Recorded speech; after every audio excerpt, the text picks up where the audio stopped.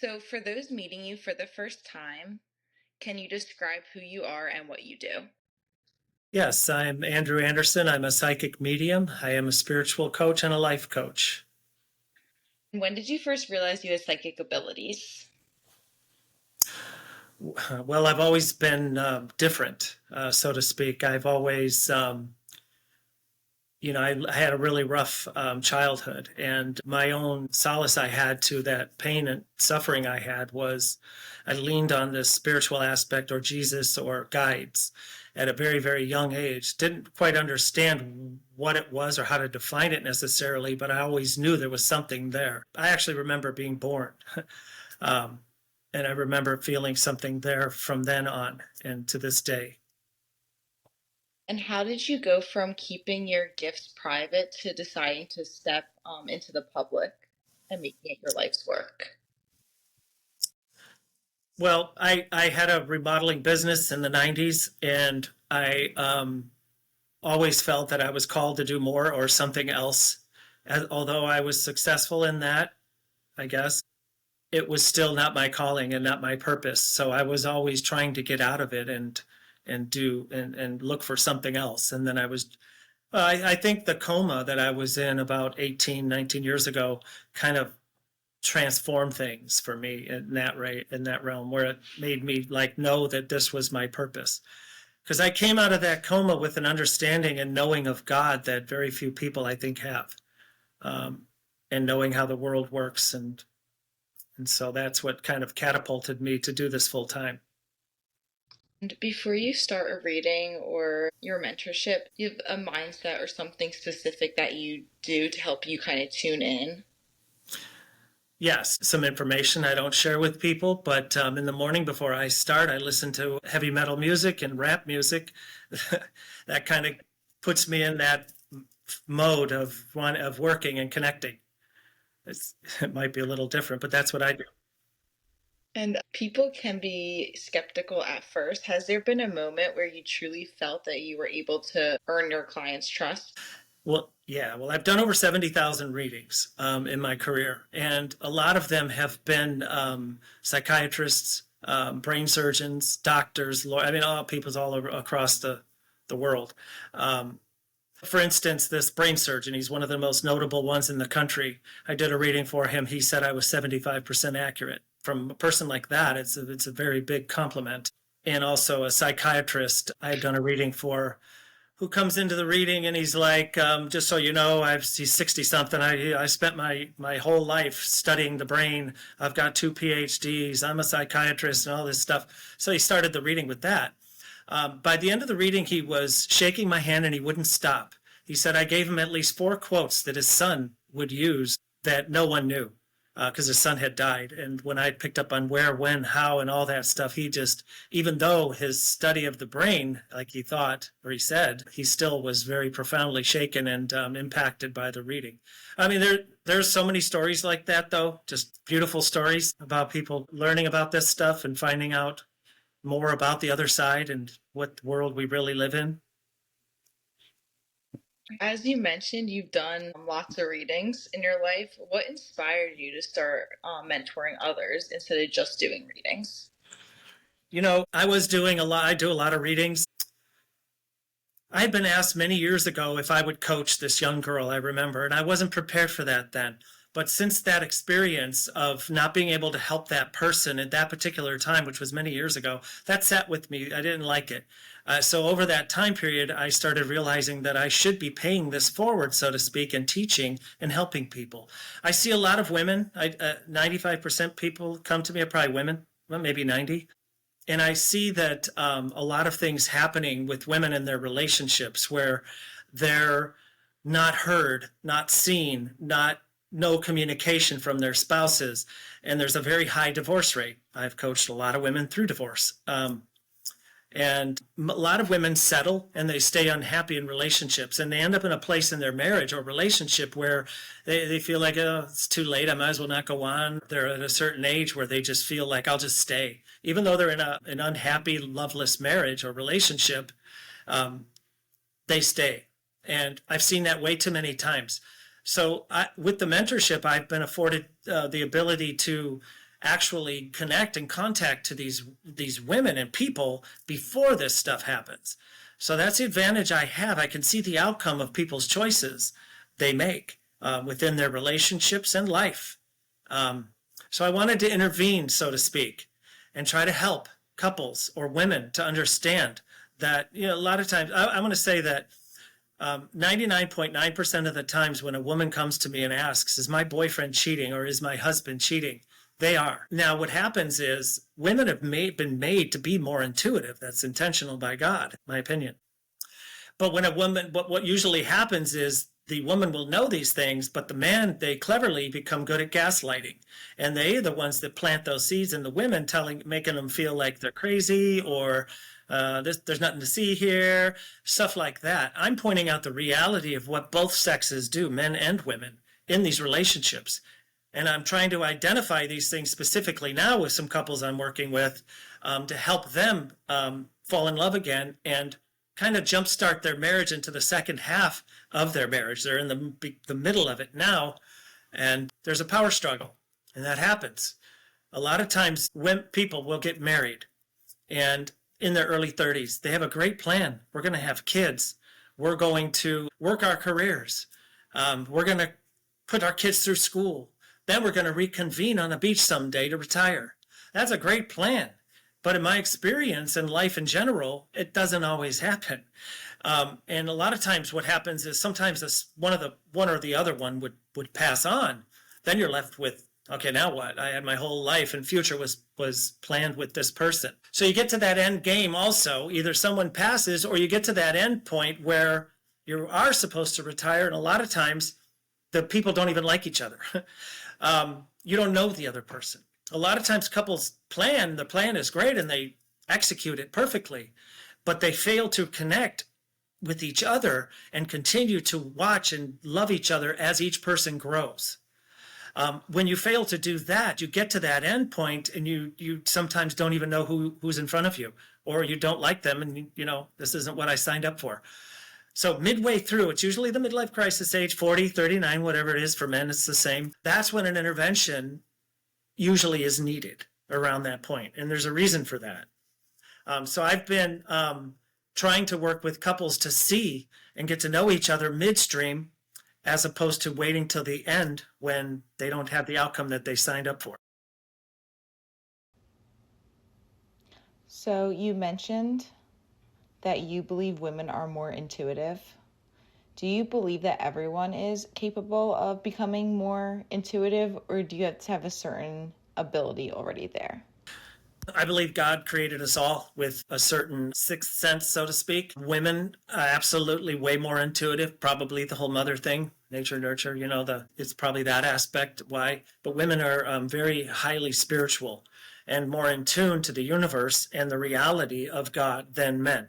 I do believe with the proper work and guidance, yes, and creating different habits and patterns in your life can help you understand your psychic gifts differently. Everybody has an innate psychic ability to some degree. It's a gut feeling, just I shouldn't have gone there, shouldn't go there, I shouldn't leave now, all those little things like I'm in danger. We all have it. I believe through the proper work, you can grow it. You can make it, you can understand it more. You can become better at it. And what it is basically understanding it more. That's what helps you to grow it, because we all have it. Most men, suppress it maybe, have egos. Those things get in the way. But with women, they're more spiritual and grounded. That's why they're usually way more advanced than men.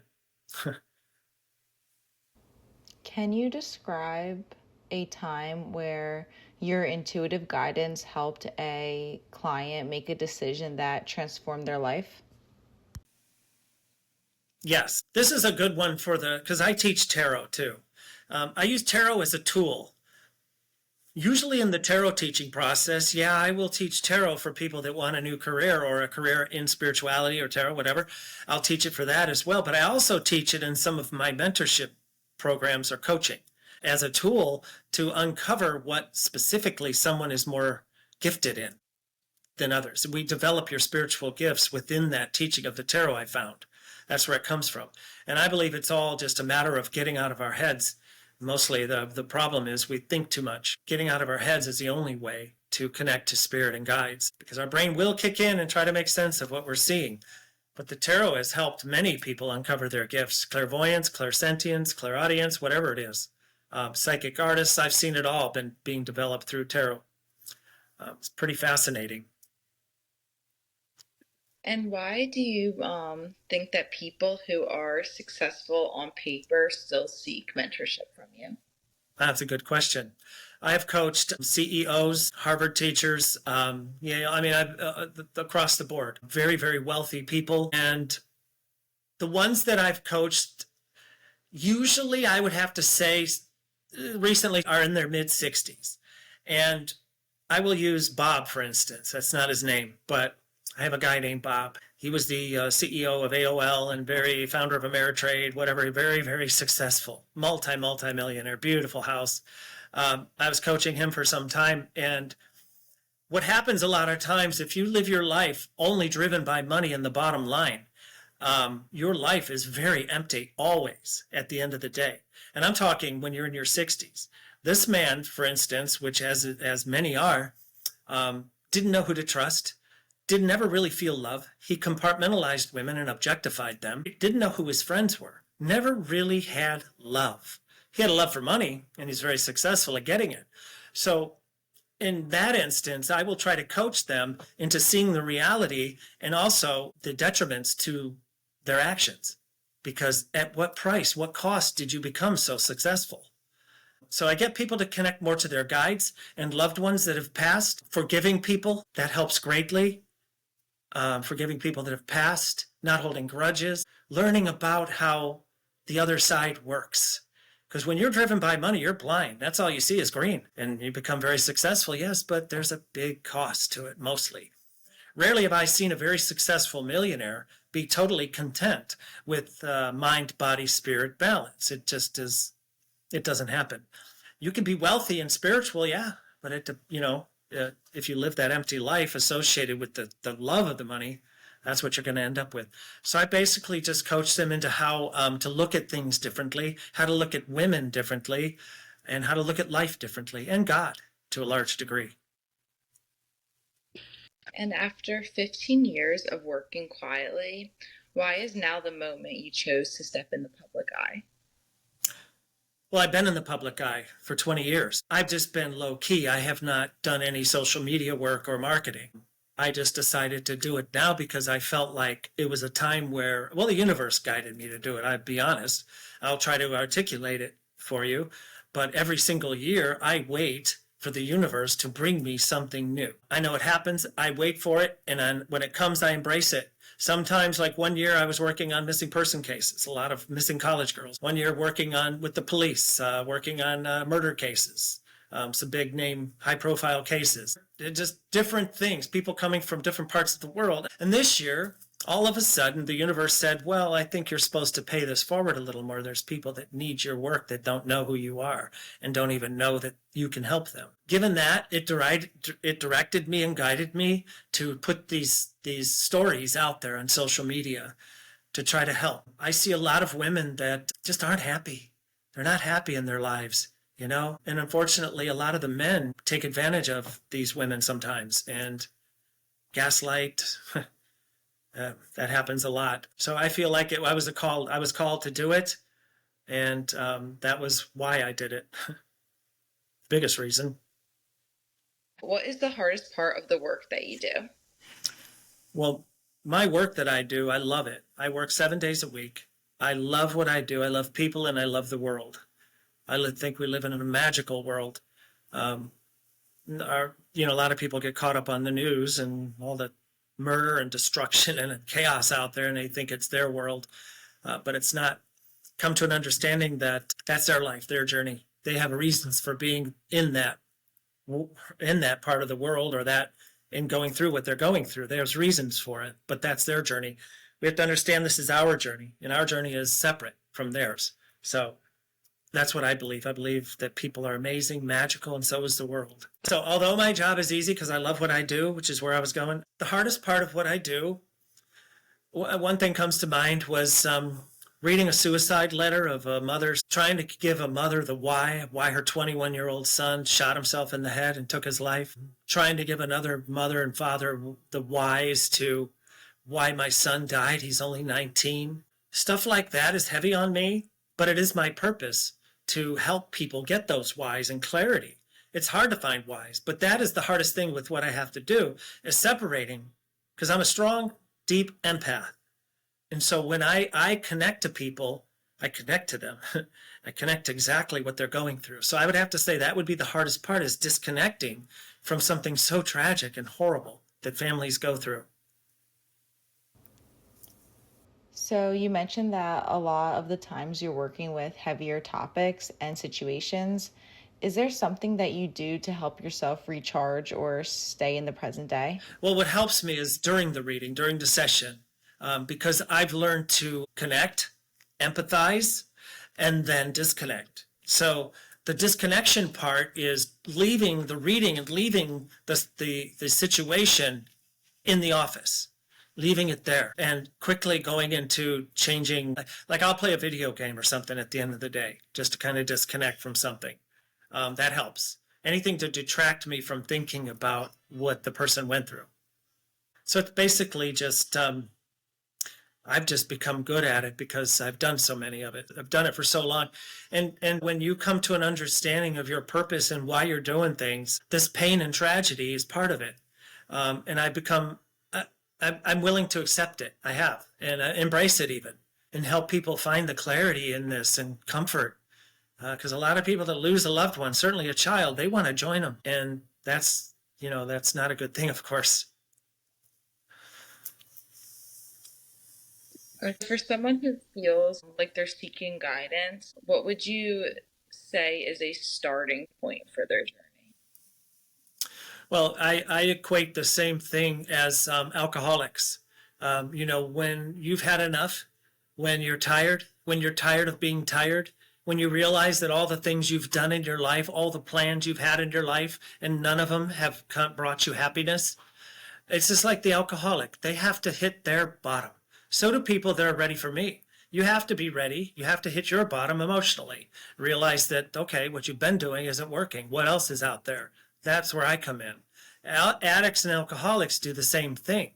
You have to hit a bottom before you're ready to commit to make the changes necessary to not use again. It's the same principle that I have. So a lot of people will come sign up and then not do the work. I've been coaching some people for 10 years. It's not that they're not doing the work. I have ongoing business owners that strategically use me for various business decisions. If you can dip your toe in, but that's not my methods. I'm pretty blunt, to the point, and I don't like excuses. I'm kind of a no-nonsense type of person. You either do it or you don't. If you don't, I'll still be here for you.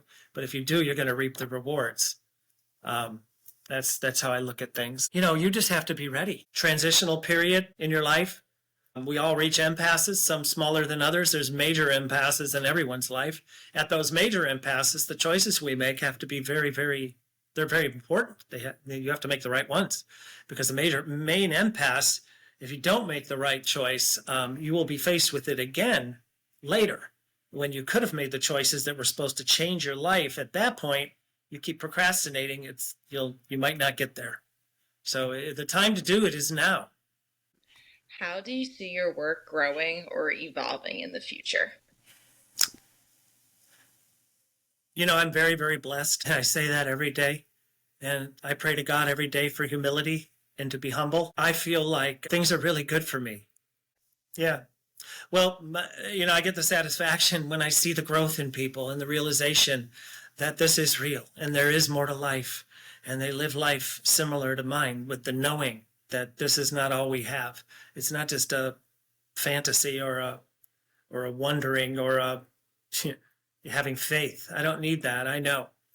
When I could get people to that point in their lives, and it happens.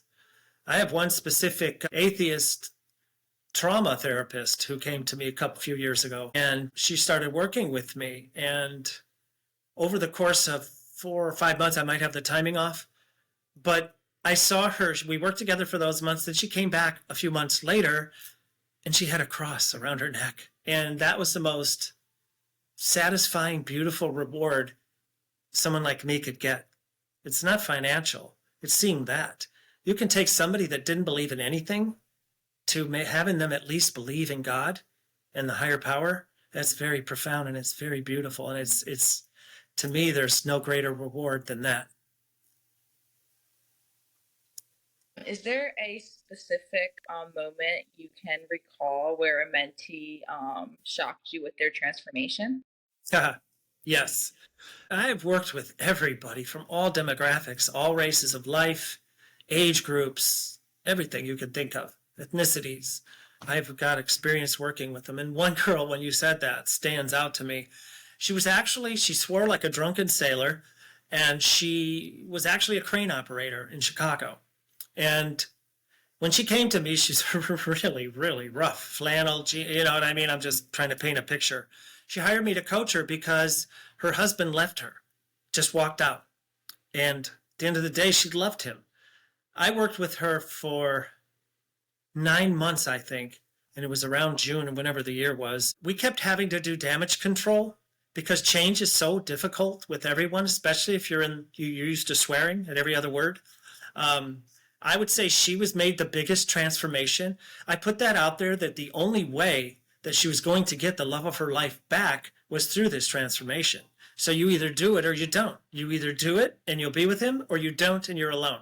You put that out there, and it was very accurate. She did the work. She did the changes. Finally, it took her months to get going and get traction, buying in to the process, but she got her guy back because of the changes she made. And so that was probably one of the biggest ones. There's a lot of them, but that one stood out. Have you noticed common themes with people who seek your guidance? Yeah. Lost, fed up, tired, in a soul-sucking job, soul-sucking career, around toxic people, need to make change in your life.